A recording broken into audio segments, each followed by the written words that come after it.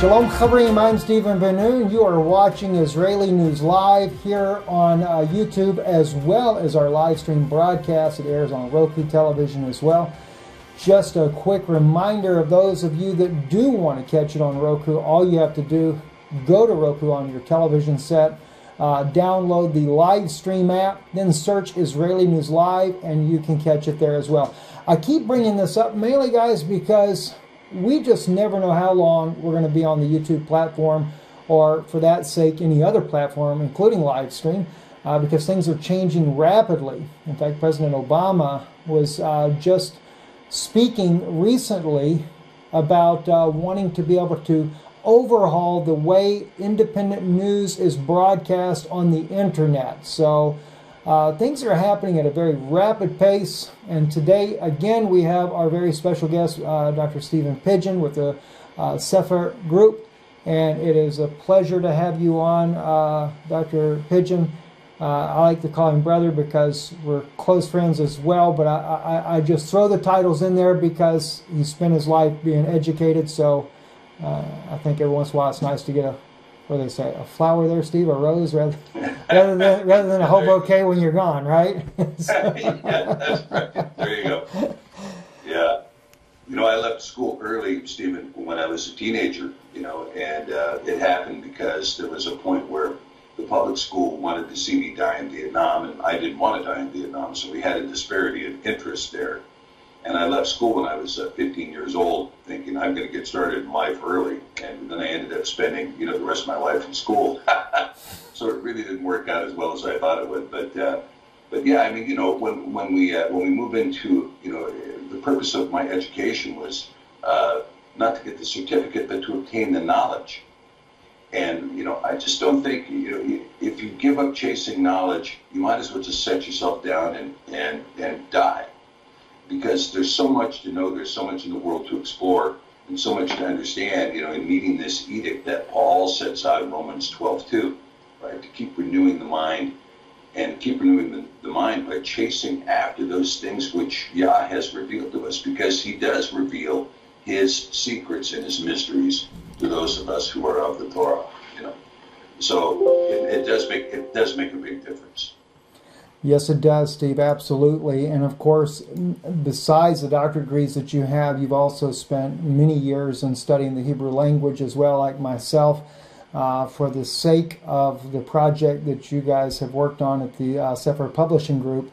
And that's just a tremendous undertaking in bringing back some of the ancient scriptures there that have been taken from the Bible or were not even permitted to be in the current canon, for whatever reason that might be. So we really appreciate the work that you and Brad Huckins do there at the Sefer Publishing Group. But what I really like is your knowledge, and forgive me for the dog barking in the background, the house here in Europe doesn't have doors, so a little bit of a problem. So those of you watching live, it seems like there's always something. Every time we come on, Steve, there's always something that happens. Well, now we got the dog. So, but yeah, no, we don't. Unfortunately, my office, of all the places that needs a door, doesn't have a door on it. So, but we're not complaining. I normally have the styrofoam stacked to the ceiling to kind of dampen the sound, but this time I failed to put the last one in. All right. Anyway. Dr. Pidgeon's his knowledge on Russia, he's been to Russia, I want to say it like this, as a tourist many times. I think that would be the best way to express that, but he has many friends there, and a deep knowledge of the Eastern Europe as well as Russia and the Middle East, etc. And with the current climate, the things that are happening on a continual basis, Steve, is just important that we bring you on to yet again in such a short notice, because things are unraveling so rapidly with the situation with Russia. Now, many of the NATO states there have once again they've gone to the extent of expelling Russian diplomats. a lot of NATO members, including the Czech Republic, which when I brought this out about the Czech Republic, I said, I don't believe that Milo Zeman, the president, was in agreement with that.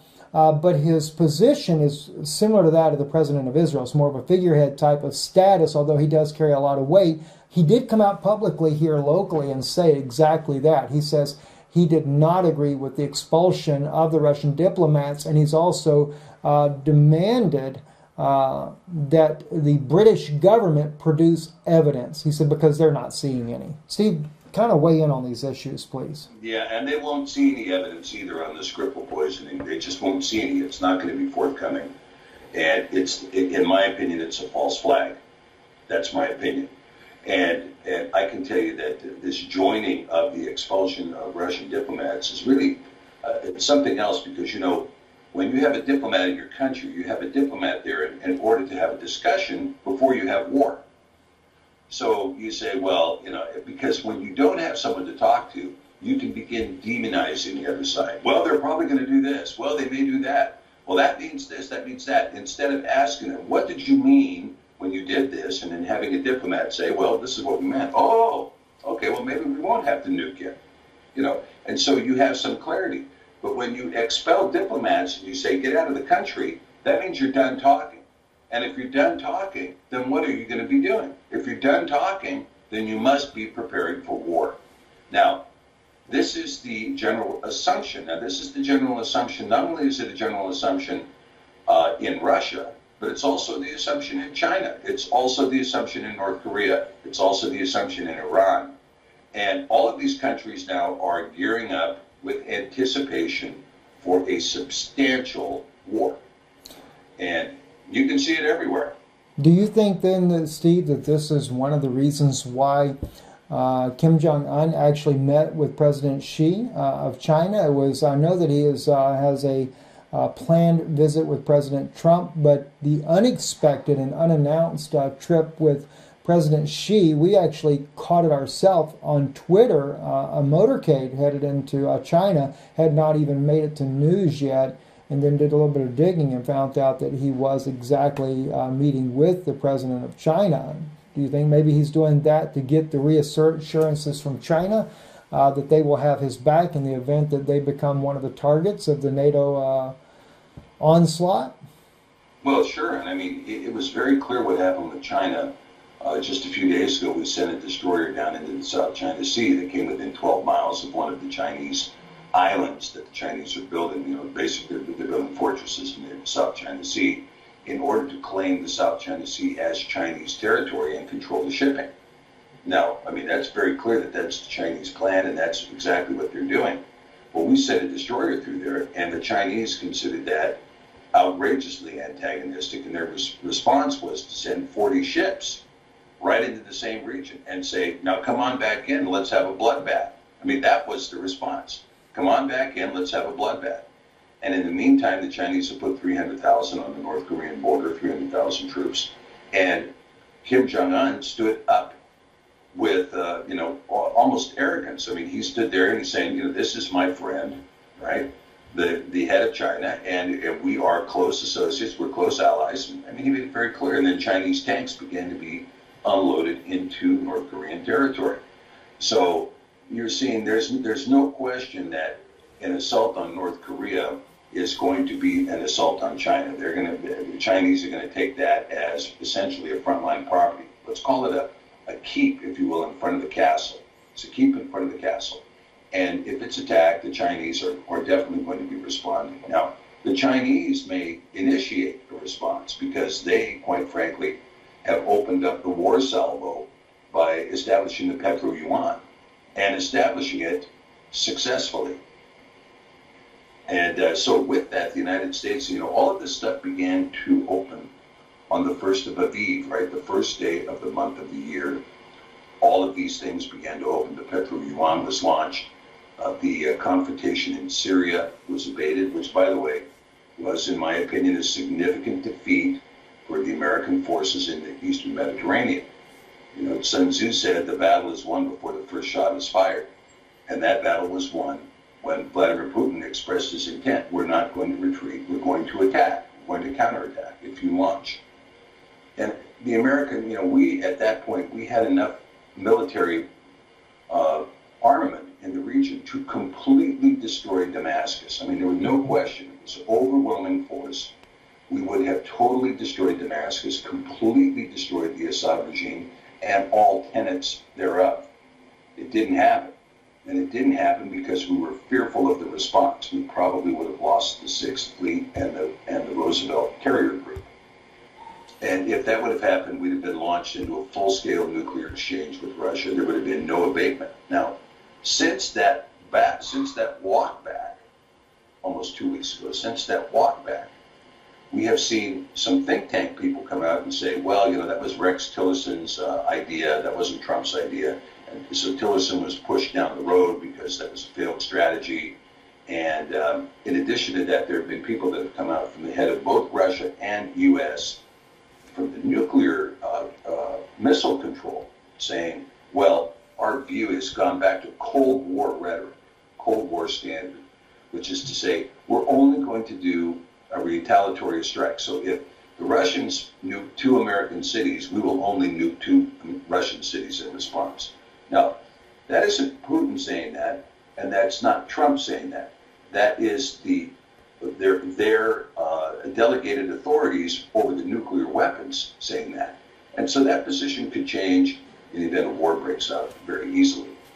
Well then, Steve, that brings it back then to probably the question that a lot of people would wonder about at that point is, if this is not Putin, this is not Trump, then you definitely have a deep state perhaps in both countries, in Russia as well as the United States, because if someone else is talking about a tit-for-tat type of scenario, then there's something different altogether going on.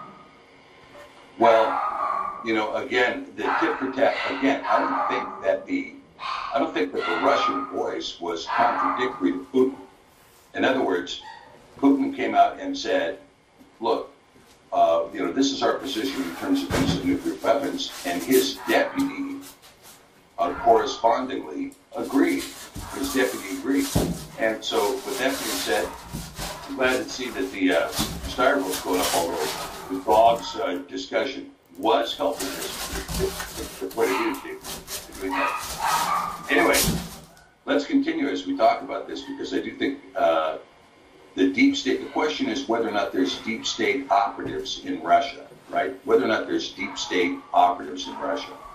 Now, with the deep state in Russia, I don't believe so. I mean, you have a deep state pulse in Russia, and the deep state pulse in Russia used to be represented by what they used to call the Russian mafia. They now call them the Russian oligarchs.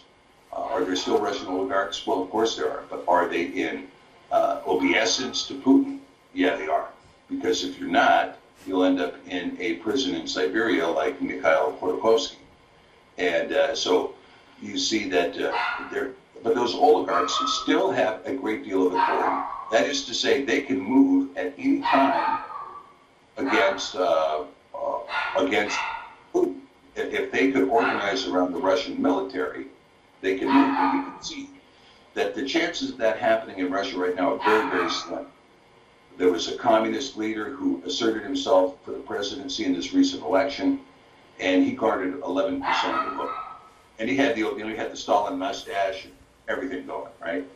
But he was only able to achieve 11% of the vote. And even with that kind of charismatic look, charismatic leader, that kind of approach, there's still very little support for the return of communism in Russia.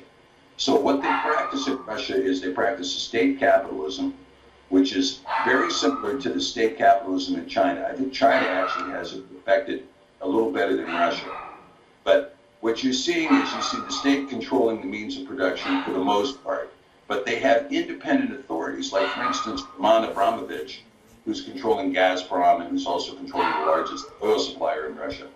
Roman Abramovich is not part of the government. He's an extremely rich Russian.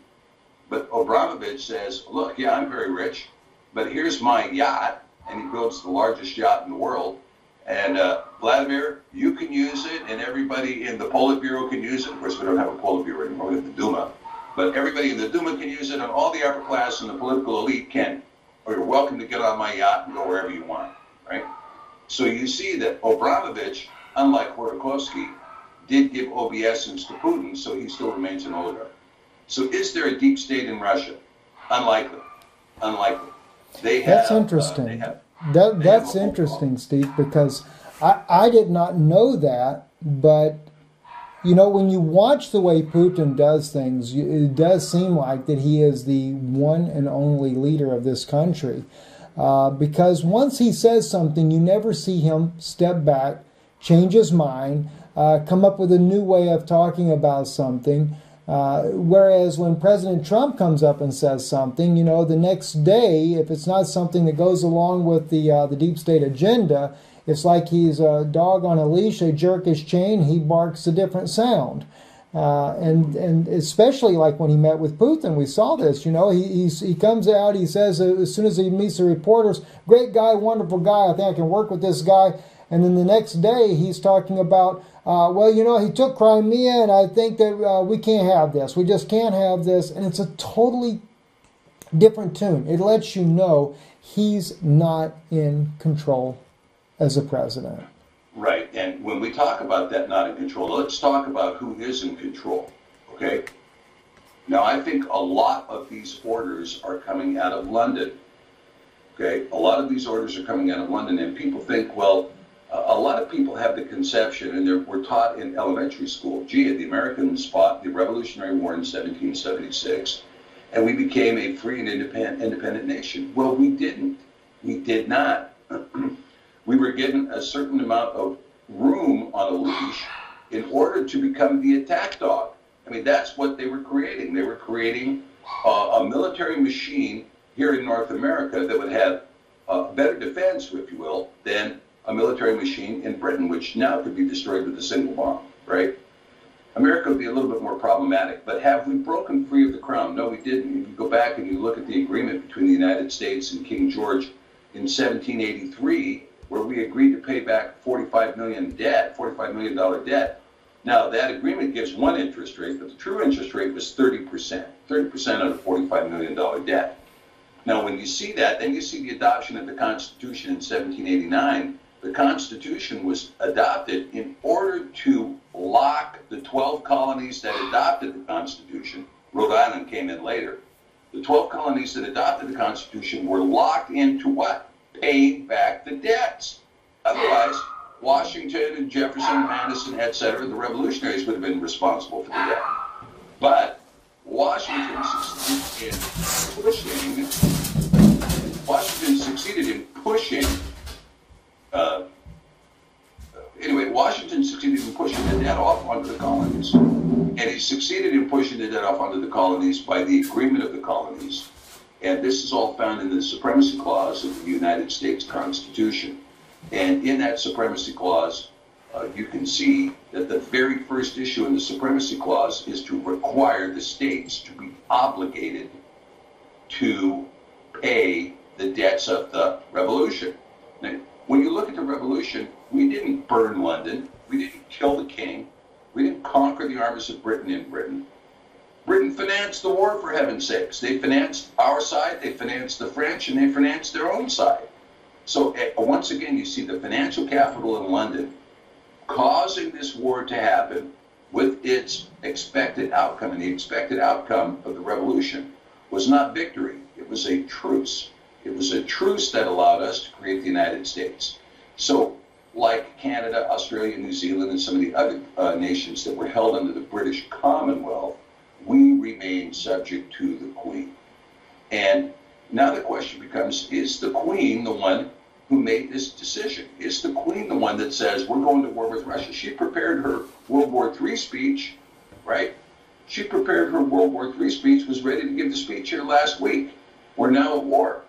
Well, I hate to break the news to the Queen, but if this war breaks out with Russia and the Brits attempt to use any nuclear weapon whatsoever on Russia, there will not be a Britain remaining. Nothing.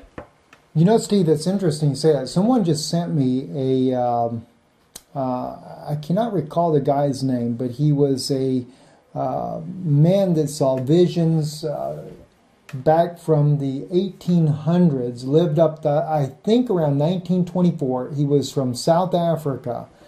And I was reading one of his visions about what he termed to be the final war on this earth.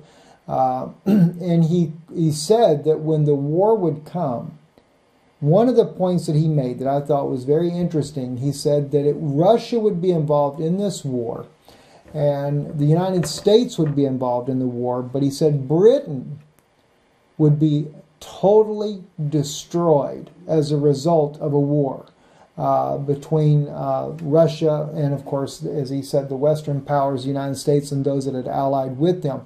He also mentioned that there would be different nations that would ally with Russia as well. Now, he said that in the end, Germany would be probably one of the only standing nations from that war. And I don't want to go too much into it because I don't recall exactly all the details, but the main point is that England would be the one that would suffer the most devastation from this.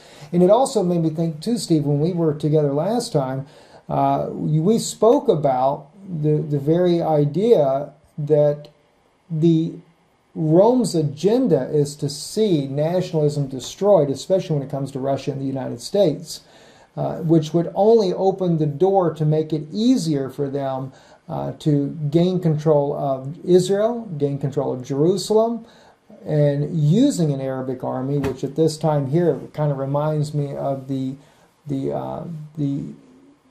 Crusades that were battled, and also when Rome really went using the Islamic nation that they had created, according to Alberto Rivera, that is, that they used this particular group to kill off the true Christians that were having great success over in northern Africa. So it's kind of ironic that they would once again go back after the destruction of, not to say a total destruction of the United States and Russia, but perhaps enough destruction, as you mentioned there, that they're talking about limited nuclear strikes. You take out 2 of our cities, we're going to take out 2 of your cities. Well, if we have anything like that happen in the United States to begin with, it will be such a tragedy for America, let alone a tragedy for Russia as well, that both nations will be broken at that point.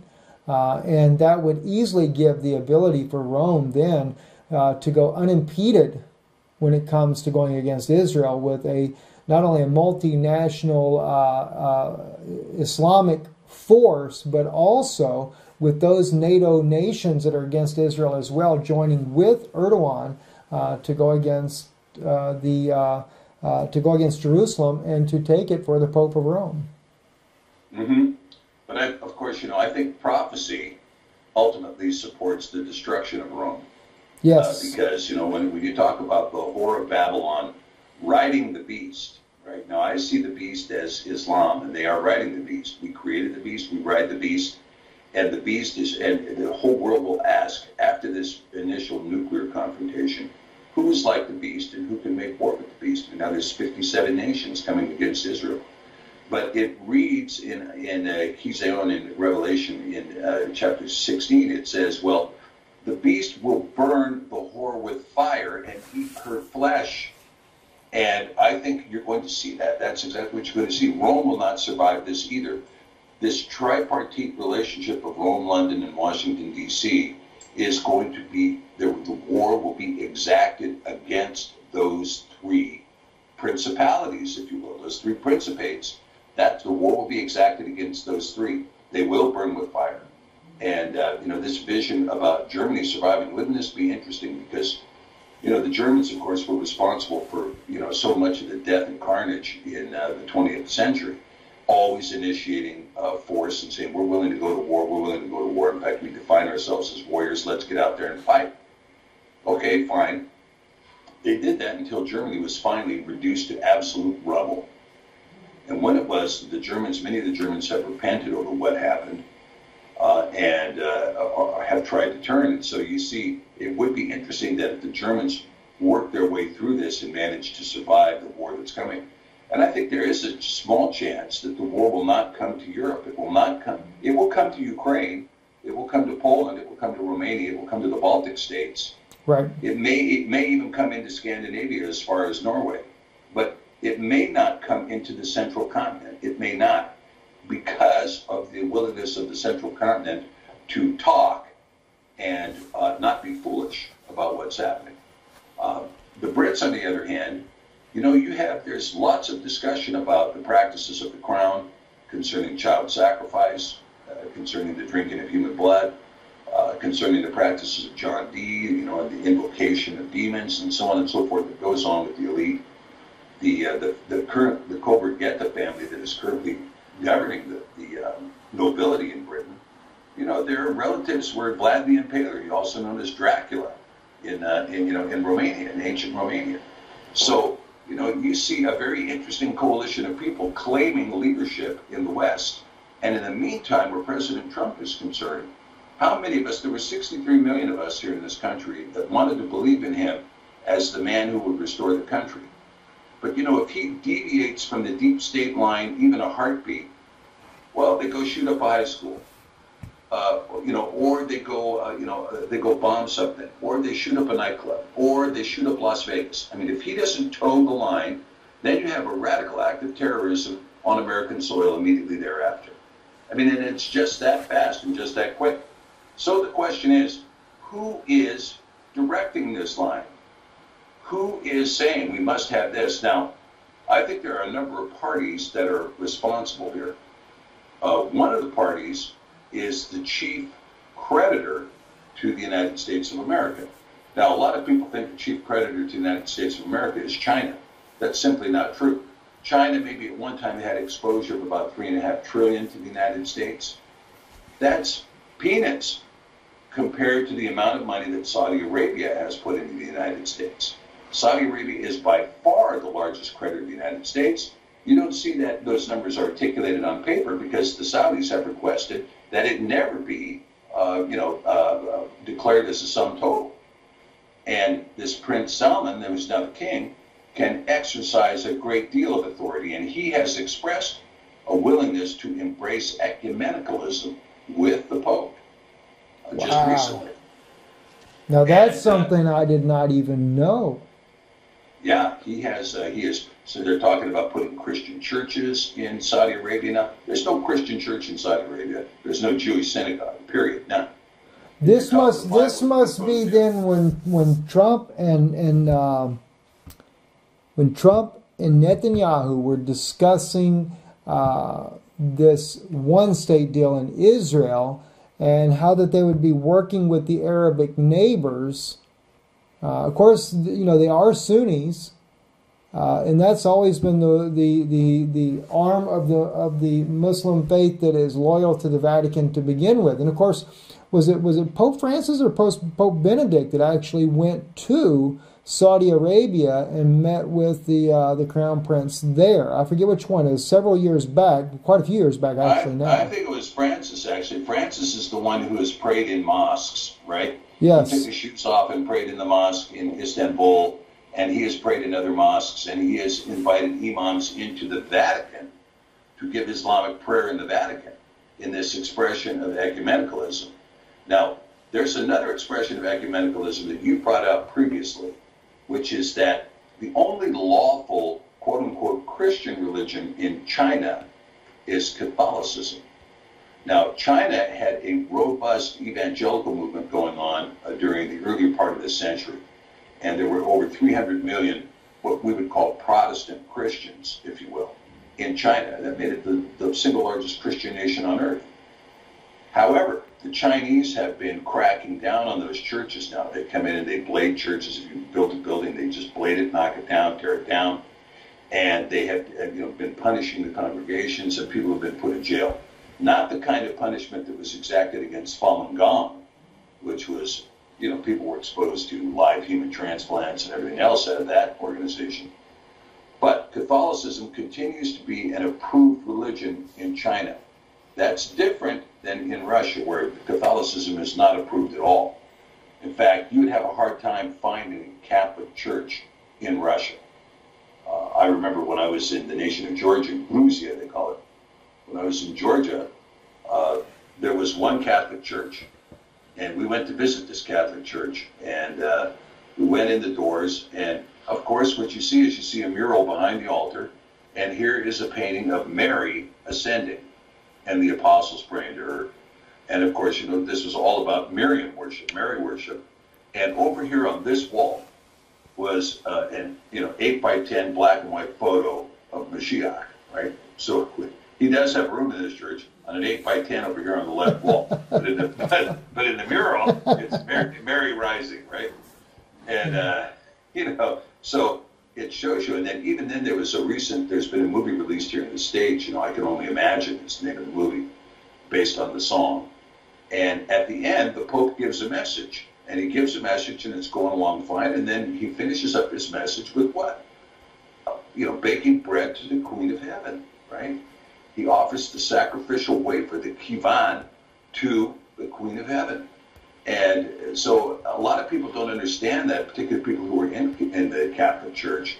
But, when that term kivan in the Hebrew, which you find in Jeremiah, talking about, baking bread to the Queen of Heaven, that kivan is actually a sacrificial wafer, And so you see the sacrificial wafer in the centerpiece of Catholicism as they break the wafer in obeisance to the Queen of Heaven.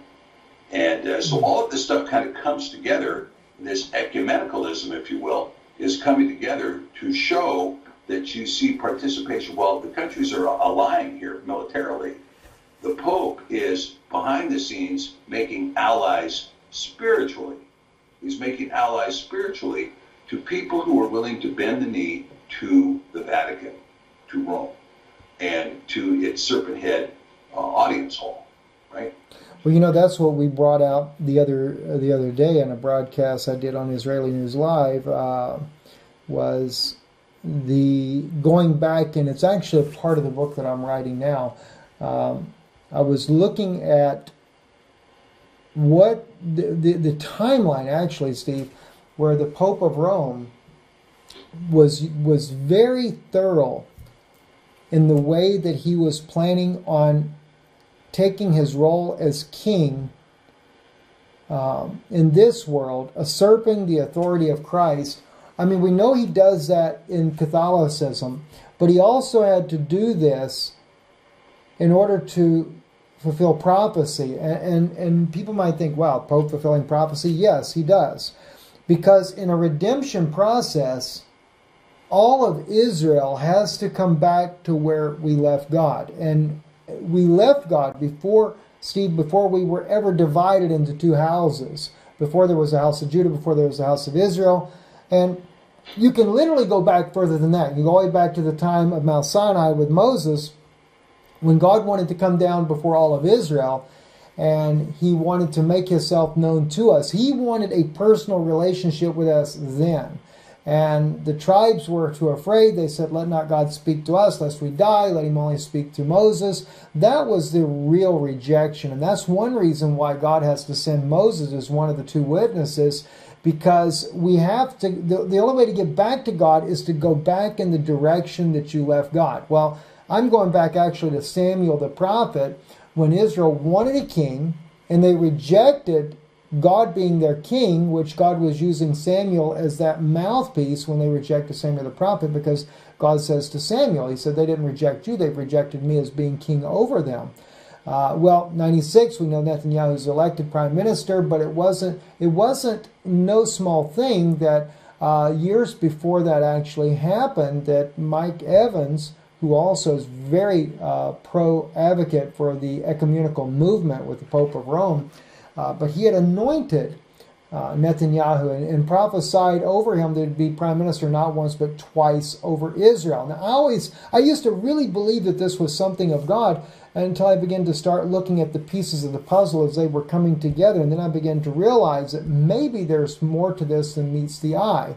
So as I was looking at the Pope of Rome and his time where he fulfills Obadiah's prophecy in verse 16, where they drink upon God's holy mountain, Mount Zion, which he did the communion service there in 2014 and during Passover, you have to look at the sequence of events.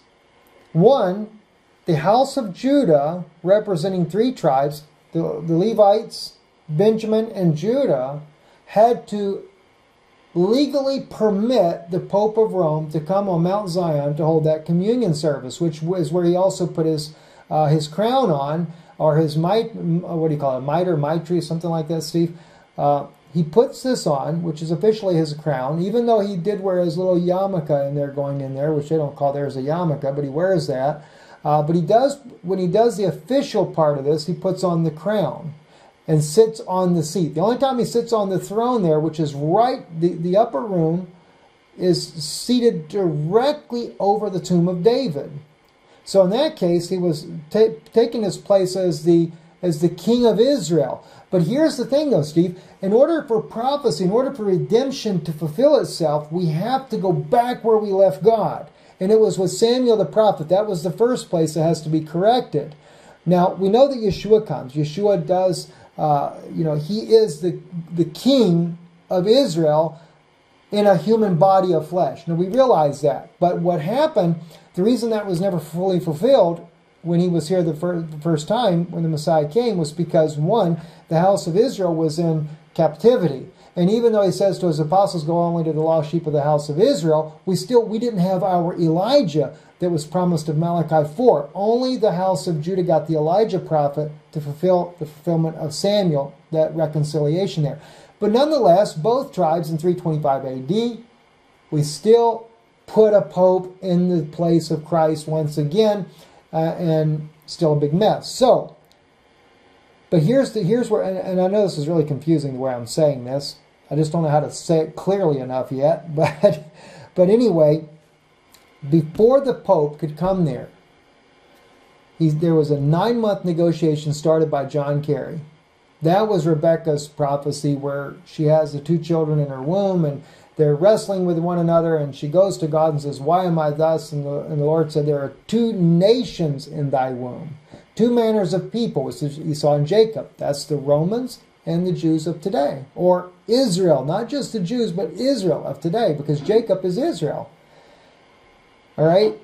Well, the Vatican was in negotiation with John Kerry and Prime Minister Netanyahu and Shimon Peres for being a Vatican state, which would give them the old city of Jerusalem, which was what was in the 1948 Resolution 181. That was supposed to have been accepted back then, but the Arabs never did. And everybody was thinking that John Kerry was negotiating for a Palestinian state, but that wasn't really the case. It was actually a Vatican state. And so when they say that John Kerry's 9-month negotiation was a failure, it was never a failure, because the Pope of Rome comes within 30 days and holds the Mass in the upper room, showing that he got Mount Zion as part of the deal of the old city. It wasn't just the old city, he wanted Mount Zion as well.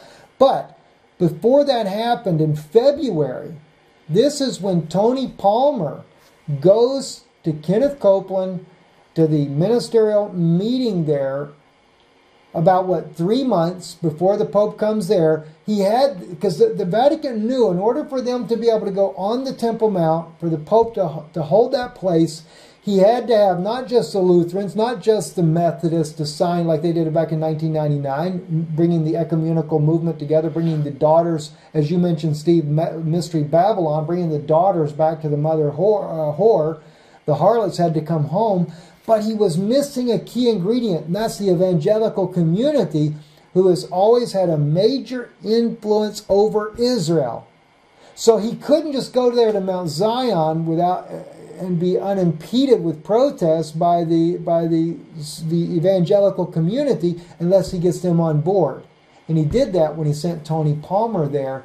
And of course, Kenneth Copeland is, I don't know, maybe he's a Jesuit, I have no idea, I can't say he is or is not, but the point was, it was amazing how overwhelming the evangelical community fell for Tony Palmer's speech that he gave, and of course the Pope sending his delivered message there, and they fully embraced. They said the protest is over, and now 1/4 of Christendom in the modern days, outside of Catholicism and the Lutherans, were now joined with the Pope of Rome, and they elevated him to be king, not just over the state of Israel, but over all 12 tribes, in essence, when they did that, Steve. And And when you look at that, Stephen, you talk about that that ecumenical movement being over, being asserted, and the protest being over. That occurred 500 years after Luther, right? 500 years after Luther. So you had 10 jubilees that were completed, 10 jubilees completed when this ecumenical movement was claimed. Now, this ecumenical movement, I'll tell you, there's something I wanted to share with you. You know, when we talk about the dispersion of the tribes, one of the tribes I haven't talked about a lot is the tribe of Asher. And the tribe of Asher is a very interesting tribe because I believe if you look closely at the children of Asher, you will find the root, if you will, of the Jesuits. Okay, the Jesuits spring from the tribe of Asher. Now, Asher is very interesting because Asher occupied the coastland. It occupied Tyre, Sidon, and even up to Byblos. All of those were natural ports along that edge of the eastern Mediterranean. Because, you know, when you're in Tel Aviv, there's no natural port, right? Even Jaffa has a very difficult port. Herod had to build Caesarea or Caesarea. He had to build that in order to have a port there, because otherwise it's just a flat beach all the way up until you get to Haifa anyway. But you do see a natural port in Tyre and Sidon and in Byblos. Well, Asher was the one that occupied those port cities, and they occupied those port cities on behalf of the tribe of Dan, who was sailing in the Mediterranean. And so all of the trade that was coming out of China, there was a Silk Road back then. There was a Silk Road coming out of Asia, and those goods were then being marketed into Europe. But the trade happened out of those cities governed by Asher. Well, Asher continues to occupy and continued to occupy the seaports of the Mediterranean. So it's my conviction that the tribe of Asher landed in the city of Venice, to give you an example, and controlled the Republic for 1,000 years. Well, Venice was responsible for all of the trade out of the Mediterranean, and again was the ultimate port for the Silk Road transactions. Now, that's not the case anymore. The city of dominance in Europe now is Barcelona, of course, which is the top import-export city in Europe. And Barcelona sits there in the Mediterranean, and I believe that is also controlled by the tribe of Asher. Well, when you look at this, you will see that when you get into Isaiah 14, and Isaiah 14 is an extremely important, in my opinion, extremely important prophecy concerning the United States. Yeah, it's talking about, in most people's Bible it says Lucifer, but Lucifer really doesn't appear there. It's talking about a nation there. It's talking about Babel and the home of the Kasdim, or the astrologers, the home of the astrologers. And this judgment is going to come against them. But before the judgment is done, it also comes up against Asher. Asher, right? And it comes up against Asher in verse 25. And I think you see that what's talking about is the yoke of the Jesuits is going to be broken at the same time that Babel has cast down. The yoke of the Jesuits will be cast down. And then a phenomenal prophecy that comes in Isaiah 14:29, talking about the Pelishtim, which a lot of people would call them the Palestinians of today. But it says here, because, the rod that smote you is broken, for out of the serpent's root shall come forth a cockatrice, and its fruit shall be a flying seraph, a seraph, right? And from then, you see that what it says there in verse 32, that Yahweh has founded Zion, and the poor of his people shall trust in it. So when we talk about Mount Zion, and we talk about what's going to happen here, Rome has its plans, and the Heavenly Father laughs, okay? And so they're going to move in strict accord with what the prophecy is, that the prophecy may be realized. Ultimately, Zion is going to be recaptured by the whole of the house of Israel, or Yasharel. Yes.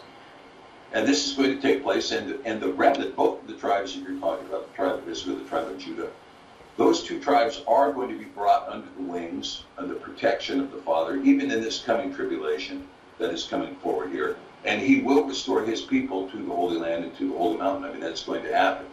And all of this artifice and contrivance of these warmongers and people who would stand in the place of Mashiach on earth. You had such an interesting thing happen, Stephen, at the crucifixion of the Messiah, right? Because Pilate came out and said, look, let me present the man to you. Here's the man, right? Here is the King of the Jews. Now, that's an oral presentment by the governing authority of the world at that time, Rome. And he presents and he says, here's the King of the Jews. And then he proceeds to put on the purple robe, which was banned by Shimon Maccabee. Only the king could wear it. They put the purple robe on him, and then they put the wreath on it, the wreath of thorns. They put the wreath of thorns and said, here's your king. Okay, that's a verbal, oral command in the Roman law. He was, in fact, king of the Jews at that moment. But it could be revoked by Pilate at any time. But instead, he waits. And when they put him on the cross, they put it in writing in the three languages of the kingdom, in Latin, in Greek, and in Hebrew. And, you know, so you see this INRI, you'll often see in the Roman church, INRI, right? Jesus Nazari, right? Rex, king, Yahudiya, king of the Jews. But in the Hebrew, it was Yahusha HaNetzari Ve'Melech HaYahudim. Yod He Vav He was on the cross in the Hebrew. And so you see at this point, the Sadducees and the Pharisees see the sign and they report back to Pilate, hey, you got to change that. Say, he said, he claimed he was king of the Jews. So, Amer Melech, right? Amer Melech. So at that point, this would read Amalek. Amalek. Not Melech, but Amalek. Mm-hmm. Right? But this isn't what happened. And Pilate said, no, what I have said to you, I have said. Now, the response of the Jews to this, and this is the most important response. A lot of people say, well, let his blood be upon us is the important response. That's not the important response. The important response is, here is your king. What shall I do with him? And the response was, we have no king but Caesar. Now, that is an allegiance to a principality, and that allegiance to that principality continues to this day. So Caesar now would come out and say, okay, I am now, vicarius filio Dei, in place of the Son of God. And this was the claim of Constantine, who exalted himself as a god in Rome and in Constantinople. And he is the first apostle of the Catholic Church. There's no apostolic succession from Kepha, Peter, or from Paul. You know, if you read the 29th chapter of Acts, which appears in the Ad Sefer, you find out Paul didn't die in Rome. Paul went on to Spain like he said he was going to do in Romans, like the moratorium fragment says he did. He went on to Spain. He went on to Britain, preached at Mount Lud, because London was formed by the Lydians who were one of the sons of Shem, formerly the Trojans, went and formed Lud, the city of Lud in London. He preached on Mount Lud, and that's where the Church of St. Paul is to this very day in London. And so chapter 29 of Acts delivers the rest of the story. Kepha, Peter, died in Babylon. He never went to Rome. So the apostolic succession in Rome is Constantine, the first pope. And it goes from there through those Caesars until the political power is gone and you arrive at Pope Damasus. And of course, as we know, the popes took on that same title, vicarius filii Dei.